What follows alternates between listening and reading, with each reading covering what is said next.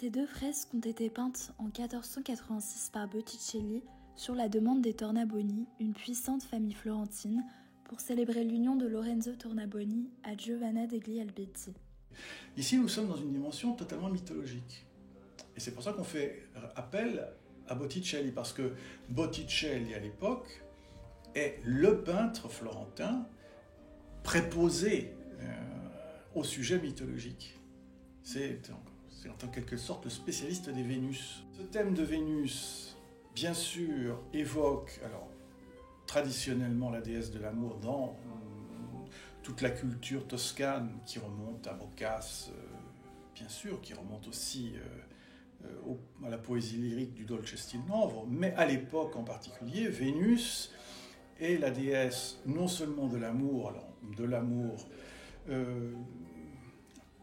conjugal, c'est aussi la déesse de l'amour intellectuel. Pourquoi ? Eh bien parce que en 1469, Marcille Ficin, qui est un philosophe qui à l'époque était réputé pour être le nouveau Platon qui venait de renaître à Florence, est un philosophe donc platonicien qui a commenté un traité d'amour de Platon qui s'appelle Le Banquet. Et ce commentaire du Banquet, que nous connaissons sous le titre de De Amore, et donc traité de l'amour, est écrit en latin 1469 et immédiatement traduit en toscan. Cette traduction permet au commentaire de Ficin et donc à la pensée ficinienne, au platonisme érotique, pourrait-on dire, ficinien, de circuler dans tous les milieux à Florence. Les fresques sont divisées en deux panneaux.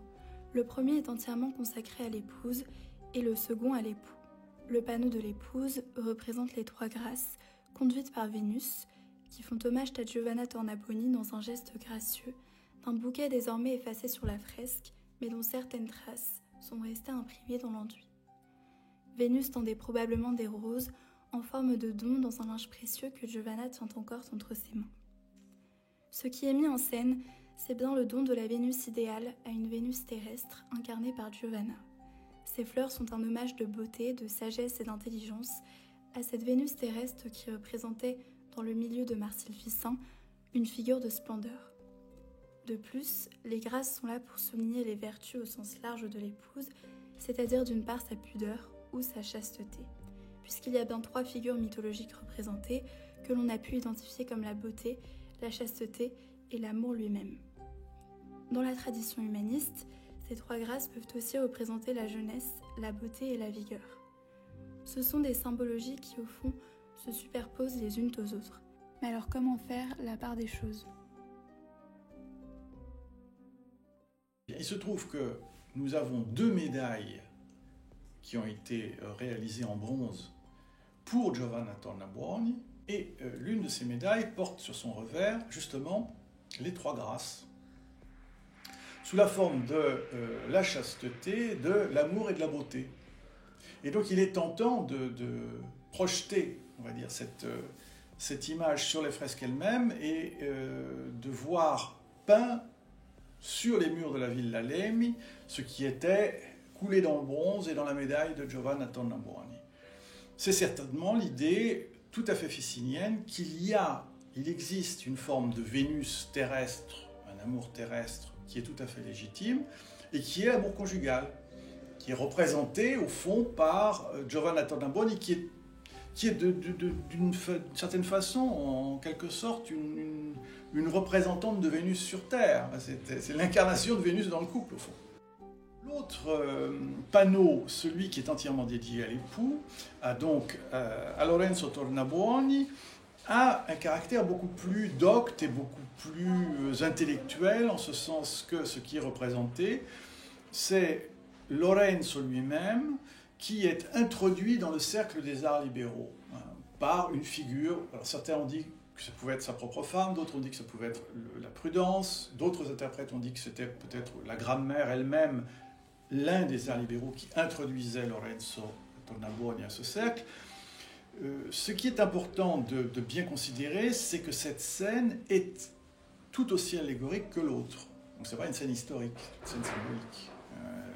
Et ce symbole, c'est le symbole de l'époux cultivé, docte, qui réunit toutes les qualités intellectuelles nécessaires pour pour un patricien florentin de l'époque.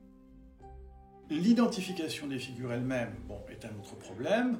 Si ce sont les arts libéraux, on a donc, pour chacune des figures féminines, un art particulier. La figure en tout cela qui pose le plus d'énigmes, qui représente le plus grand mystère, c'est la figure prééminente, celle qui est surélevée par rapport aux autres et qui tient un arc dans ses mains et qui élève la main droite en signe d'attention, comme on le retrouve dans d'autres œuvres de Botticelli, notamment dans le Printemps. Il se pourrait que ce soit en réalité Vénus elle-même, car dans l'autre médaille de Giovanna Tornabuoni dont je n'ai pas parlé, au revers de cette seconde médaille, on a exactement la même figure, qui est une figure de Vénus avec un arc en main. Donc il se pourrait très bien que, au fond, l'amour soit représenté dans les deux fresques, et non pas seulement dans la première. Et que l'idée qui permet de relier une fresque à l'autre est bien celle d'une union amoureuse conjugale légitime, placée sous le signe des grâces et sous le signe de la culture humaniste et des arts libéraux. Car comme disait Ficin dans De Amore, citation qui a eu beaucoup de succès à l'époque, l'amour est le maître de tous les arts. Et donc si l'amour est le maître de tous les arts, eh bien la mère de l'amour qui est Vénus, a fortiori, est la grande protectrice des arts et la grande protectrice du savoir. Raison pour laquelle elle pourrait être représentée dans les deux pans de la fresque.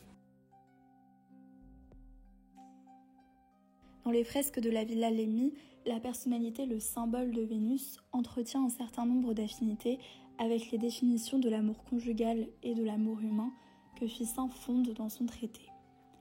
Partagées entre le songe et la réalité, les deux fresques sont en dialogue l'une avec l'autre.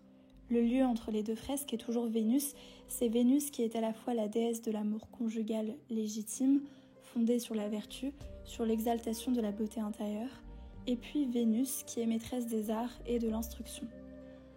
On retrouve donc les deux aspects de cet amour platonicien, à la fois céleste et terrestre, dans les fresques de la Villa Lemmi.